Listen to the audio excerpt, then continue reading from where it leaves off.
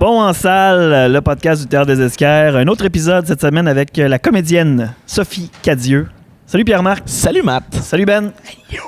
On a parlé de Féminisme pour hommes, qui est la pièce qu'a présentée Sophie Cadieux au Théâtre des Esquerres il y a quelques semaines. Ouais. Belle discussion avec elle pour parler un peu de ça, ce concept-là de Féminisme pour hommes et du titre justement qui peut-être peut porter à confusion, mais on a abordé plein de choses. On a parlé de plein de choses. On a parlé du féminisme en lui-même. On évolue. On est même allé jusqu'à l'impro. On parlait un peu de sa carrière d'improvisation aussi. On n'avait pas le choix. Là. Parce que la pièce a été écrite en Europe.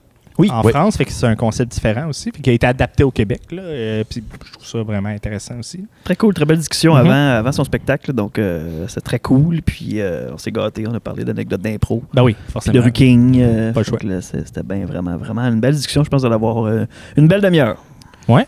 Ça a bien été. Ça s'écoute bien. Elle a été vraiment sûr, généreuse, bon. Sophie. On a presque pas parlé. On la remercie beaucoup. On la remercie beaucoup. Mais merci au Théâtre des Esquerres Merci de nous recevoir. Merci les gars, puis merci à Steve à la régie toujours. Merci Steve. Bon podcast. Bon podcast.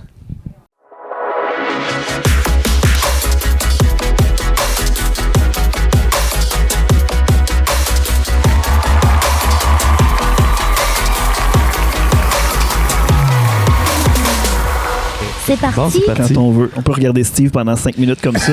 Salut Steve. T'as-tu déjà vu ça, un podcast d'une demi-heure de juste fixer la technique? Yes. Il y a beaucoup de... Je nomme plusieurs fois le nom Steve dans Féministe pour hommes. C'est vrai? Ah Oui, ouais? Bon, c'est ben. comme mon gars type. Hey Steve! Steve, il a un profil Tinder. Steve, il trouve que les filles, ça compte pas bien. Steve, il a un dossier au bureau. Là. C'est comme... c'est notre bon dude. Ah oui. Ça fit. Chanceux Steve. Steve, il est comme ça. Steve, il est de même aussi. c'est son persona, ça. Bienvenue au podcast, Sophie Cadieux. Hey, ça me fait plaisir. Je suis déjà à l'aise. Oui? Ben oui, Ben, ça avait on- été super. Je pense que c'est Très ça notre accueillant. force. Je pense Ouais. que c'est ça notre force. D'habitude, on nous dit ça même si on a l'air de trois monsieur. Non, vous n'êtes pas très monsieur. Non. Permettez-moi d'aller pas... Vous n'êtes pas top monsieur. Non, ok, c'est bon, c'est correct. 3 enfants. J'utiliserai pas le terme adolescent, mais... Ah, ouais, ça, j'avoue, ouais. On est Un des veston milléniaux. pour On est avoir des l'air un peu milléniaux, plus c'est hot, ça. mais sinon, ouais, veston casquette, à un moment donné, ça y est. ça cache quelque chose. Hein, ça cache quelque chose. Ben, dans le temps, il y avait des souliers complètement bleus. Ouais, C'est son côté adolescent. Ouais, ça. c'est ça. Tu vois, c'est Il fini est ce temps-là. peinturé. C'est fini là, ils sont noirs. Mais c'est des loafers, fait que Il est rendu c'est un peu neutre. plus monsieur. Ouais. Ouais. Et tu nous présentes ce soir, ben là, pas ce soir ceux qui nous écoutent, mais en ce moment, dans l'espace-temps. Dans le sens, quand je suis à Amos, ce Ouais. que je fais, c'est Féministe pour hommes. Le Exactement. moment où je fus à Amos, c'était pour Féministe pour hommes. Qui est une pièce adaptée pour le Québec, mais une pièce française. Oui, c'est un texte, c'est un seul en scène qui a été écrit par Noémie Delattre, qui est une autrice et comédienne militante française, et qui a écrit ce texte-là, et elle l'a joué, écoute, elle est encore en train de le jouer en France partout. Et nous, on a eu l'idée, spectacle, d'en faire une version québécoise.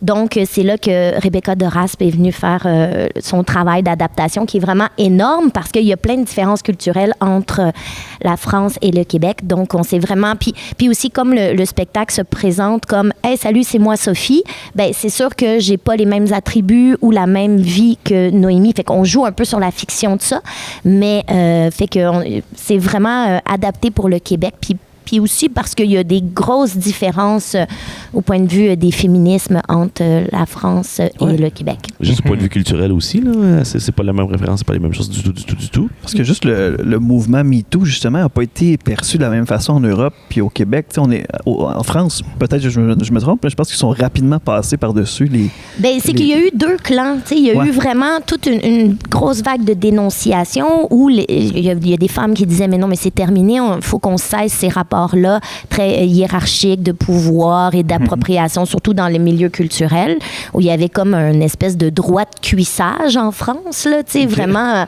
non, mais dans le sens que, tu sais, les patrons ont le droit à la petite tape ses fesses à leur secrétaire. shit. Ok, Tu sais, C'était dans la description de l'emploi. non, mais tu sais, c'est comme faussement sous-entendu culturellement. Ouais. Fait que les femmes qui se révoltent contre ça sont même mises à part. Puis, en même temps, il y avait comme tout un mouvement dont je pense Catherine Deneuve qui disait « Non, mais nous, on a encore envie d'être séduites, on a encore envie que des hommes nous disent des choses douces, on veut pas être mise à distance de nos rapports de désir, alors que je pense pas que c'est contradictoire. Ben, c'est ça. Mais pas l'autre. fait que ça, c'est vraiment... Mais tu sais, je pense que c'est plus complexe en France et... Mais surtout, tu sais, par exemple, quelque chose que nous, on a enlevé dans le spectacle, c'est que Noémie Delattre parle beaucoup de la violence dans les rues. Tu sais, les femmes qui se font catcaller, tu sais, vraiment marcher dans les rues, se faire suivre, des gens, tu sais, qui sont vraiment désobligeants. Puis elle avait vraiment un gros segment, là, tu sais, un 10 minutes là-dessus, puis elle milite beaucoup sur la sécurité des femmes dans les rues. Et nous, on disait, mais oui, ça existe, mais on voulait pas faire passer comme les hommes québécois pour des prédateurs de rue. Tu sais, puis on trouvait qu'on a un rapport qui est beaucoup plus inclusif, beaucoup plus paritaire. C'est sûr qu'il y a encore beaucoup de choses à faire, mais c'est très important que le féminisme au Québec, dans les 40-50 dernières années, il s'est fait beaucoup avec les hommes. Tu sais, et il y a encore des choses Par les syndicats, entre autres. Mais tu sais, vraiment beaucoup de choses où tu sais, dans les familles, il y a eu une explosion de la façon de faire. On a un congé parental maintenant au Québec, ce qui est quand même assez révolutionnaire dans le monde. Tu sais, c'est le père peut le prendre. Ça reste l'exception, c'est ça que je dis dans le spectacle, mais on est quand même assez ouvert. Ben, je pense que oui, mais tu sais, je pense aussi la différence de mœurs européens versus au Canada, même si on vient de la même place, au final, là, ça fait juste 100 ans, là, on peut faire ça, mais je pense qu'il y a des degrés, ou en tout cas, j'ai de la misère à le dire, là, mais je pense qu'il y a un degré on pourrait dire de féminisme supérieur ici au Canada. Là. Ben, je sais pas si j'utiliserais le mot supérieur, mais un féminisme qui est peut-être plus enveloppant, qui inclut les hommes, puis qu'un homme ici peut se dire féministe. Je pense que en France, c'est encore extrêmement tabou. T'sais. Ici, on va se dire je suis féministe parce que je suis humaniste, parce que je crois que les hommes sont pas mis à mal ou compromis dans leur virilité s'ils se nomment féministes au Québec, je pense. Là, en tout cas, à part une coupe de gawa. Mais c'est ça, tu sais. Mais encore, ce qui est beau dans le spectacle, c'est qu'on touche encore à toutes ces zones d'ombre-là, tu sais, parce que même si on fait ça encore beaucoup ensemble, il y a encore beaucoup de choses qui appartiennent juste au domaine féminin, puis même que les femmes sont... tu sais, je parle beaucoup d'anatomie dans le spectacle, tu sais, je vais parler de sexualité, tu sais, c'est encore 2 poids, 2 mesures, tu sais, je le dis dans le spectacle, tu sais, un gars qui pogne une salope, tu sais, c'est vraiment, tu sais, une femme qui couche le premier soir, tu sais, ça c'est dégradant, mais tu sais, le deuxième soir c'est correct, mais OK, mais tu sais, mais finalement si on fait ça de façon hétéronormative, on serait 2. Donc, tu sais, qu'est-ce qui se passe, la gang? T'sais? Fait que c'est tout encore, tous ces billets, même la façon dont on parle, la langue, tu sais, il y a des mots qui n'ont pas de féminin. On va souvent masculiniser la langue. Fait que c'est toutes ces petites...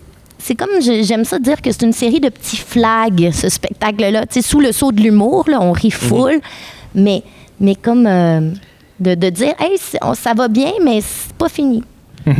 Et là, ça arrive, le spectacle arrive en pleine tempête sur les drag queens qui, justement, tu disais, je pense qu'au Québec, on est plus inclusif en général, mais il y a des gens qui parlent fort, les fameux gawas. Je pense que ça peut peut-être être ces gens-là qui vont se sentir, je sais pas pourquoi, mais en danger parce qu'il y a une drag queen qui vient donner un spectacle qui n'a rien à voir avec ce qui se passe dans les bars. Mais tu sens-tu la résistance avec le nom du spectacle? Est-ce que vous avez vu qu'il y a de la résistance par rapport à certaines affaires?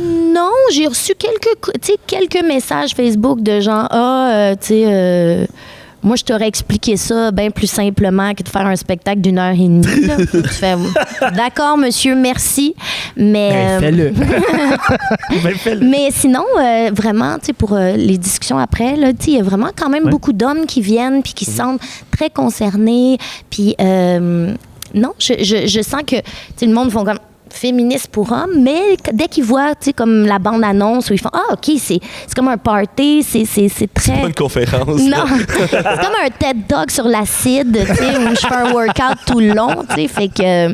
Parce que tout au long de la pièce, c'est ça, je fais un workout de Zumba. OK. Pour montrer que, tu sais, justement, tu sais, une femme, c'est pas assez qu'elle vienne juste parler. Parce que ça serait un peu long, puis elle serait fâchée, parce que c'est une féministe. Fait que les féministes, habituellement, sont fâchées.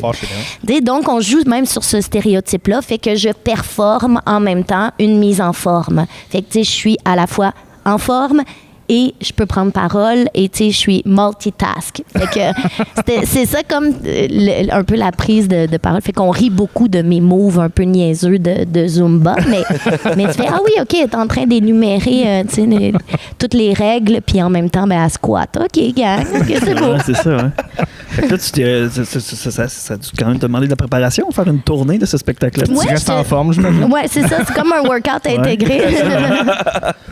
Faire 2 pierres d'un coup. Ouais, c'est ça. Fait que des fois, je suis un peu fatiguée, mais sinon, Chaud tout seul pendant 60 minutes aussi, c'est 1 heure et demie, je te dirais. 1 heure et demie? Ouais. Oh shit! Yeah. La dernière Mais fois que t'étais allé au gym, Pierre. Pendant 1 heure et demie. C'était en 2009. T'es sorti de suite. Ouais. C'est quand t'es allé au gym puis t'as fait une pièce de théâtre en même temps. Je sais pas. Ben, il ressort souvent en trempe après ses matchs d'impro, mais je sais pas si c'est bon signe ou mes pas. workouts, c'est le théâtre, puis c'est des affaires comme ça marche. Mais je le fais pas pendant 1 heure et demie tout seul. Puis c'est-tu peurant, ça? 1 heure et demie tout seul sur stage de même? oui. Ben, c'est pas mon premier solo. J'avais déjà fait 2 autres solos.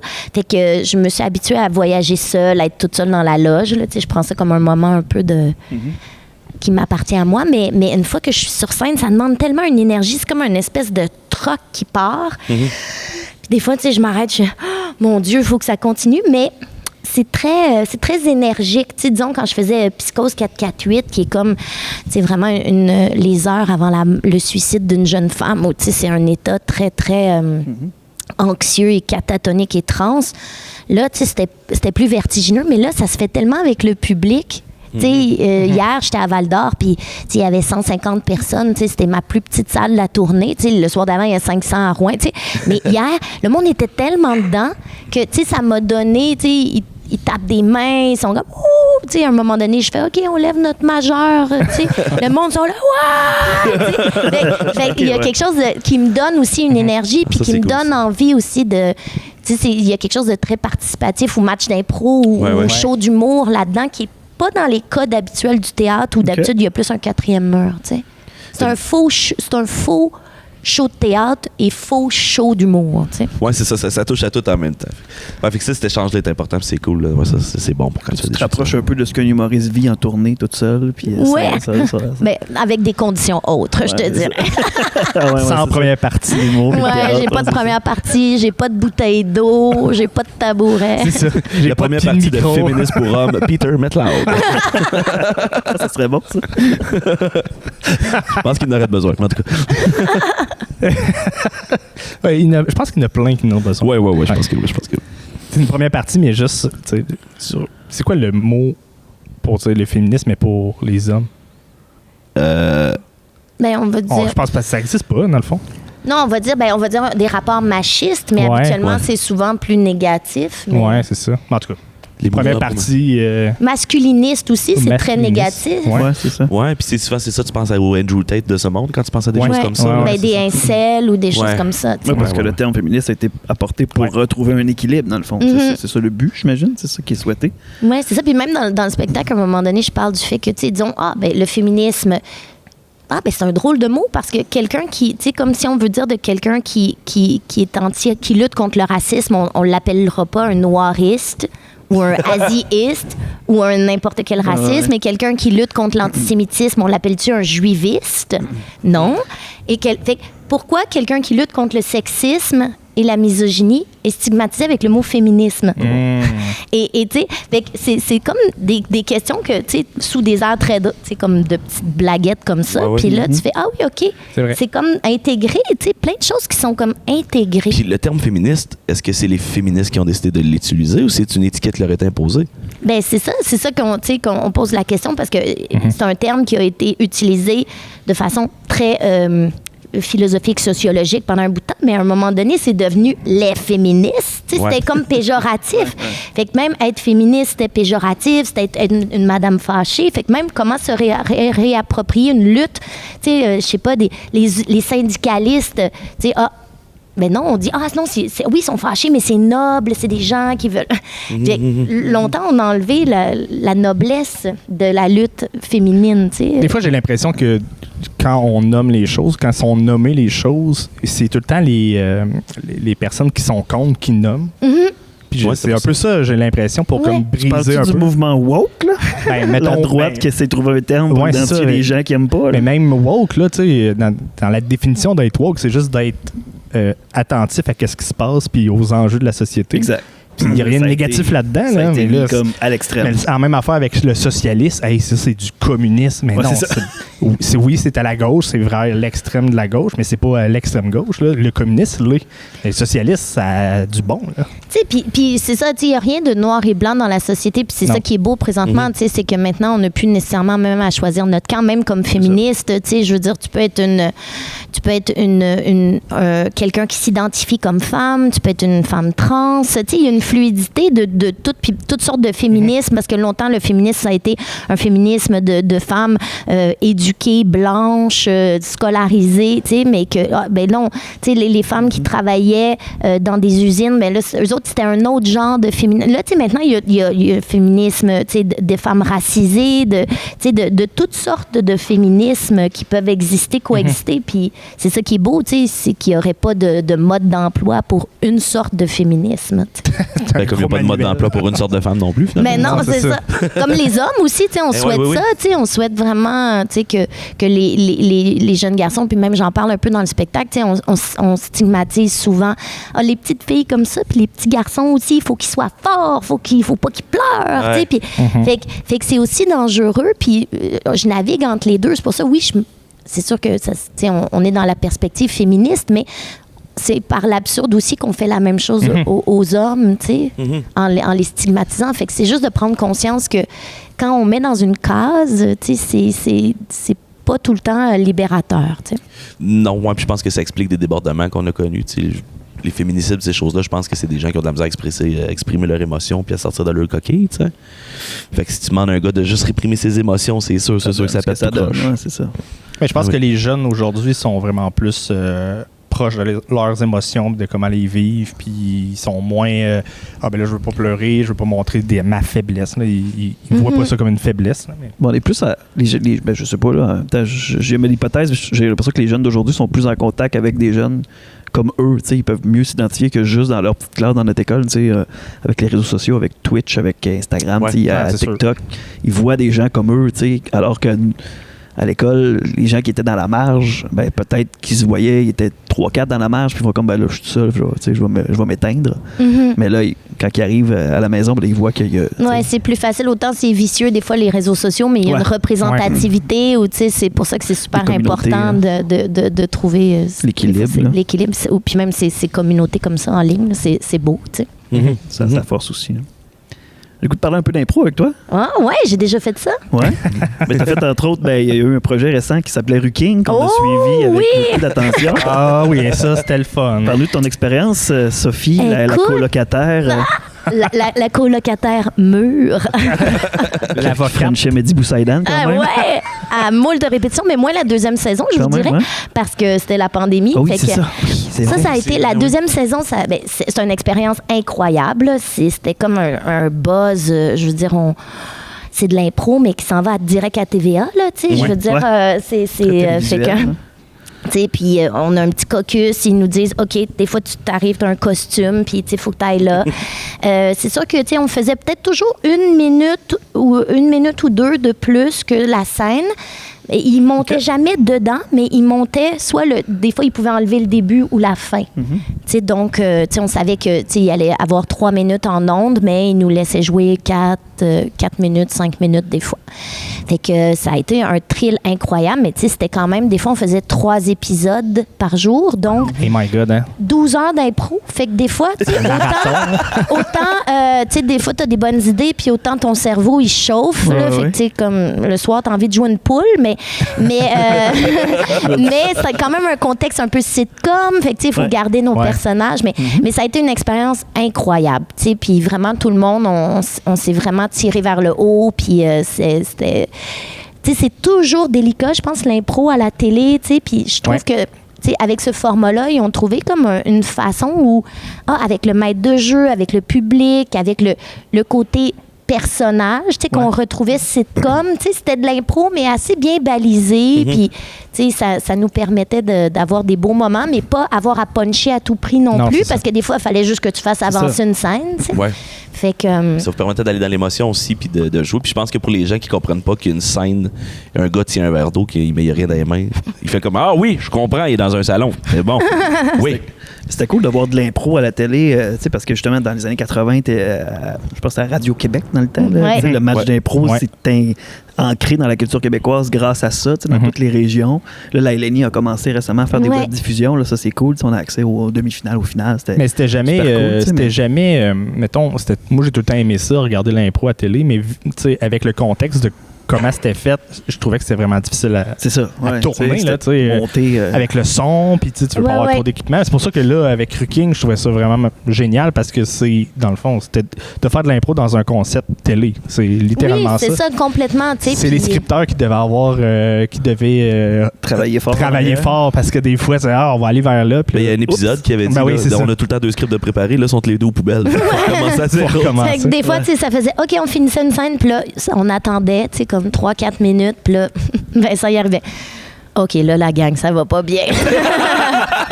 Vincent Bolduc et Justine Philly qui étaient en script édition là-dessus avec Alex Veilleux. Donc, et eux, c'était eux qui faisaient... Eux, ils nous préparaient des canevas, pour qu'ils puissent donner, dire, OK, bon, là, si Mehdi puis Sophie chicanent, OK, ben là, il faut qu'on ramène le voisin, tu sais, pour... Mais ça, tu sais, ils se font des petits schémas pour qu'en 4 scènes, il arrive quelque chose. Mais des fois, tu sais, on partait sur une ballonne puis il était comme, OK, dans 10 minutes, on monte la chambre. Là, les techniciens de décor faisaient, puis ils étaient comme, OK, on fait une scène dans la chambre à Pierre-Luc. OK, tu sais.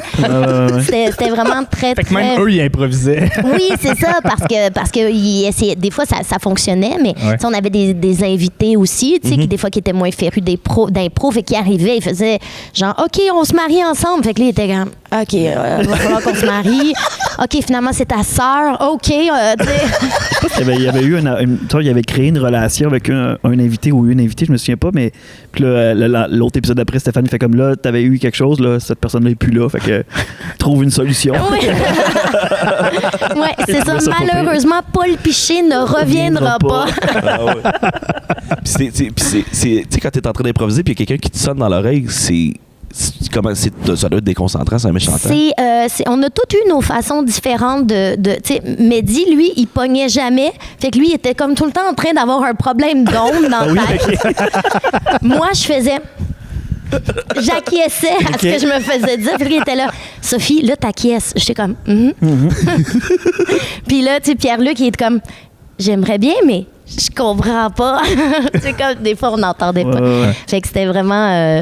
on avait chacun nos façons de réagir, mais en même temps, c'est que ça t'amène dans une espèce d'état d'euphorie, de délire complètement fou, parce que t'es comme dans quelque chose aussi de tangible. Tu sais, souvent en impro, c'est pas tangible dans le sens où tu vas réouvrir la porte, mais là, t'as une guenille dans les mains, un sac d'épicerie, puis là, quelqu'un te dit, OK, là, faut que tu laisses ton chum. OK, parfait. Et là, tu découvres que, tu sais, tu peux boire le jus que t'as dans les mains. Tu sais, il y a comme...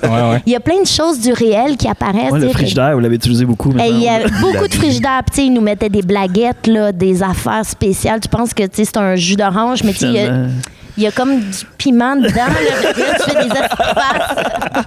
Ils nous mettaient des choses un peu drôlatiques aussi. Là, mais la deuxième année, c'était super exigeant parce que c'était la pandémie. Donc, on était à 2 mètres. Toujours au bord du divan. Mais c'est ça, mais essaie de bouger. Fait que là, quand on disait, oh, Mehdi, il se lève, faut que je me lève, tu sais, dans le sens. Fait qu'il y avait aussi cette game-là, un peu de Tetris, puis tu sais, on pouvait pas toucher à quelque chose que l'autre touchait. Il y avait moins de public, j'imagine, il n'y en avait pas du tout. Et l'entourloupe, je sais pas si j'ai le droit de le dire. Sur la pandémie est finie. Ils avaient le droit d'engager des figurants. C'est ça. Fait qu'ils ont engagé des figurants. Exact. Pour être le public. Mike Ward a fait ça aussi pour le podcast. Ouais. Il n'avait pas le droit d'avoir des spectateurs, mais il cochait figurants. Fait que c'était des gens qui, tu sais, c'était des gens, ils arrivaient, puis ils étaient figurants. Des fois, il y en avait des anglophones, tu sais, ils étaient comme « Oh, hello! » Puis là, ils viennent figurer, tu sais, mais un ils corps de faisaient crédit public. vidéo pour ça. Des fois, il était une scène dans le café, puis après ça, ben, il était comme le public, mais tu sais, il y avait genre 25 personnes là, distanciées à 1 mètre. Mais, je pense qu'il y avait eu Fabiola Ladin une année comme figurante dans une émission, puis elle est rendue genre à la LNI. Elle vient de gagner joueuse de l'année. Oui, c'est ça. Oui, c'est ça. Ouais, non, mais ben Fabiola était venue. Ils ont permis à beaucoup de monde d'impro chanter, de venir. Des fois, les petits caméos, c'était comme genre des super joueurs de la Lui à Québec. Ouais, c'est ça, des fois, qui n'étaient pas nécessairement connus du grand public. Fabiola, fille d'impro que tout le monde aimait beaucoup. Fait que, tout le monde a fait des guest stars. C'était Richardson Zephyr qui animait la foule. Puis là, finalement, il est venu. Fait que c'était aussi le côté très impro, gang d'impro qui était très importante là-dedans. Ouais, c'est ça qui était le fun, de voir tout le monde, autant des Stéphane Crête qui a fait de l'impro il y a longtemps que des nouveaux joueurs plus récents. C'était un beau mix. Les jours que tu avais joué de l'impro dans d'autres contextes ou la plupart tu l'avais pas vu? Marie-Ève, écoute, pas longtemps avant de faire Ruking, on avait fait un punch club. Fait que ça c'était vraiment le fun. Pierre-Luc, on vient de la même dynastie collégiale, le mime de Montmorency que Claude Legault a fondé. Donc, mais à des années d'intervalle. Mais moi, j'étais là 94, 96. On a fait les 40 ans récemment. Puis moi, j'étais dans la gang des vieux avec Michel Courtemanche, puis Sophie Caron, puis Claude Legault. Puis on s'est fait battre par la gang de jeunes de Pierre-Luc Funk, les années 2000. Mais ça a été chaud. Il y avait Jean-François Aubé aussi, Stanley Hilaire, toute cette gang-là. C'était vraiment le fun. Jean-François qui vient de gagner la Coupe du Génie de la LNI cette année. Oui, vraiment. D'ailleurs, contre Pierre-Luc Funk sur la dernière improvisation. Et Pierre-Luc, il était comme genre... C'était toute une impro, ça. Mais Jean-François Aubé, je ne connaissais pas beaucoup comme joueur d'impro, mais c'est un auteur incroyable. Il est incroyable. C'est vraiment le fun. Mais je pense que aussi en impro, c'est ça qui est de plus en plus, comme il y a eu une démocratisation. Avant, il y avait juste comme la forme de la LNI. Et là, avec l'arrivée de la LIM, plein de concepts d'impro même sur tout le territoire québécois. C'est le fun. Il y a des ligues full garage, full humour, full recherche, plus théâtrale. Puis, moi qui ai toujours un peu été, quand j'étais au mime, j'étais avec du monde, j'étais avec Rachid Badouri. Puis, comme toutes ces années-là, c'était des gros punchers. Puis, moi, j'étais comme plus un peu théâtre. Je faisais la dramatique. Puis, j'ai réussi quand même à avoir confiance en moi, dans mon style de jeu. Puis, je faisais des impros, des fois super épiques, poétiques à la LNI. Puis, ça marchait autant que de monter sur un cheval. Puis, comme dans les dernières années, il y a eu vraiment toutes sortes d'éclatements, des styles d'improvisation. Ça, c'est vraiment le fun. As-tu eu la chance d'aller jouer dans les concepts à Fred Barbouchi? Oui, j'ai été deux fois, je crois. Mais c'est vraiment le fun. Puis là, il y a son gym. J'avais essayé le gym, c'est vraiment cool comme concept. C'est des belles experts de création. Là, c'est pas, comme on dit, c'est pas de la formation, c'est juste jouer pour jouer. Là. Ben qui est impliqué aussi sur le CA de l'Insta. Fred, c'est un grand ami d'Amos. Là. Il vient depuis plusieurs années avec la LNI. D'ailleurs, il va être là bientôt. Là. Pas pour les gens qui écoutent, mais dans les on se le rappelle. Mais oui, c'est ça qui est le fun. La culture ici de l'impro est quand même assez vivante. La Ligue ici, ça fait 20 ans qu'elle existe. L'année prochaine, ça fait techniquement, c'est là, parce que la pandémie, il n'y a pas une saison. Oui, c'est ça, c'est la 20e saison. 20e saison, 21e année, là, ça a tout scrappé, la pandémie. Ici, là, il y a 1, 2, 3, 4, 5, 6 personnes, c'est toutes déjà impliquées dans l'équipe. Le projet podcast est sorti parce qu'on était une gang de joueurs d'impro, puis on a le goût de faire un podcast ensemble, puis... il y a beaucoup de projets qui ont émané de la culture d'impro. Fait que oui, puis depuis moi je viens de là, dans le sens où j'ai commencé à faire de l'impro au collégial parce que j'aimais un peu le théâtre, mais puis ça m'a amené à préparer mes auditions pour les écoles de théâtre parce que tout le monde faisait ça. Fait que moi, j'étais comme un peu dans les mêmes années que Nicolas Pinson, Patrick Drolet, Simon Rousseau. T'sais. Fait que là, tout le monde préparait ses auditions. Fait que là, moi, j'étais la réplique à Patrick. Puis il dit, tu devrais faire ça. Puis là, Anaïs a fait, hey, Anaïs Favron, OK, on fait nos auditions. Fait que j'ai fait mes auditions avec elle. C'est tout on dirait c'est un centre névralgique où finalement, il y a plein de gens qui font de la musique, qui font justement de l'humour, qui vont faire du théâtre. C'est souvent, en tout cas, ça a été des bastions très fertiles de gens qu'on continue à suivre. Puis, moi, je trouve ça tellement riche que, j'ai fait mes plus belles impros avec Laurent Paquin qui Puis on est tellement différents. Puis avec Arnaud Soli aussi, j'ai tellement eu de fun, mais parce que, tu sais, on est deux mondes complètement. Fait que, tu sais, moi, je suis super bonne à me faire puncher dedans. Tu sais, genre, je suis comme... Un excellent straight man. Oui, c'est ça. Non, mais c'est parfait. Puis, tu sais, j'ai appris à aimer cet espace-là, tu sais, tu sais, je perds souvent mes impros, mais je le sais que je suis comme à la bonne place. Ouais. Tu sais, même les punch clubs, tu sais, c'est comme, j'adore aller faire des punch clubs. Puis là, ils font plus de niaiseries que moi, mais tu sais, j'aime ça y être. Puis je le sais que, tu sais, c'est un équilibre. Tu sais, c'est comme 4 rouges. Tu sais, tu vois plus, là. Si tu mets un blanc au milieu, ça fait, tu sais, il y a quelque chose qui se passe là. Mais le punch club, il a beaucoup évolué. Par exemple, si on parle au début qu'il y avait des impros de Mangina beaucoup. Oui, non. Maintenant, c'est rendu de l'impro de haut calibre. Ouais, mais je pense que c'était juste le début, là, tu sais, quand t'enlèves, on peut faire, il n'y a pas de règles, on peut faire ce qu'on veut, on va le faire, on va l'utiliser. Puis là, maintenant, tu fais, on va juste faire de l'impro régulière, puis ça va faire la même job. Oui, c'est ça. Tu sais, je pense qu'il y a beaucoup de grivoiserie, puis c'est très apprécié, mais en même temps, tu sais, je veux dire, j'ai fait des impros quasi rimés, spoken word, tu sais. Qui vont être appréciés autant. Qui vont, tu sais, le monde sont un peu, mais tu sais, ça se passe bien, puis tu sais, ça change un peu la dynamique, puis tu fais, ah oui, OK, on fait un film muet des années 20 où on attache quelqu'un sur une traque de chemin de fer, puis tu fais comme, mais on dirait que c'est comme une vieille impro de cégep, OK, tu sais, mais tu sais, c'est comme si justement, comme tu disais, l'absence de barrière fait en sorte que tu sais, ah ben oui, hey, c'est vrai, on peut faire ça, tu sais, comme on avait comme oublié qu'on pouvait niaiser comme ça aussi. On a de la liberté. Ouais. As-tu un souvenir d'une impro marquante que tu as faite, peu importe, soit la LNI ou ailleurs? Ben, que tu étais fière, là, tu sais. Ben, mon Dieu, j'en ai quelques-unes, mais disons, j'ai quand même fait une impro devant Robert Lepage qu'on intronisait, puis qui s'appelait New York, tu sais, comme... Ouais. Fait que j'ai fait une solo, puis j'étais vraiment... j'étais contente, tu sais, d'avoir... je pense pas que c'était ma meilleure impro à vie, mais tu sais, j'étais comme devant Robert Lepage à faire comme un pastiche de son impro de New York, puis, tu sais, il était venu me voir après, puis là, tu sais, j'étais comme... J'avais eu l'étoile, je pense, du match. J'étais comme genre, oh wow, tu sais, c'est comme un beau moment de vie. Puis sinon, ben, tu sais, j'ai eu des grands moments d'abandon à la LIM, à Montréal, la Ligue d'impro montréalaise, vraiment au Lion d'Or. C'est un très beau show. Ouais, c'est ça, tu sais, avec Fred, avec Jean-Philippe Durand, Mathieu Bouillon. Tu sais, j'ai eu des moments là, tu sais, où j'ai joué des, je sais pas, là, des vaisseaux spatiaux, tu sais, des affaires comme, tu fais, je joue un engin volant présentement, puis après ça, tu fais comme un peu un film à la Coen, puis après ça, tu sais, j'ai joué des animaux, tu sais, tout, ça a été vraiment des grands moments de folie. Ouais. Puis, tu sais, où c'était comme, j'appelais ça pendant longtemps mon hygiène mentale, tu sais, je travaillais beaucoup dans le théâtre, puis tu sais, comme théâtre, on façonne longtemps.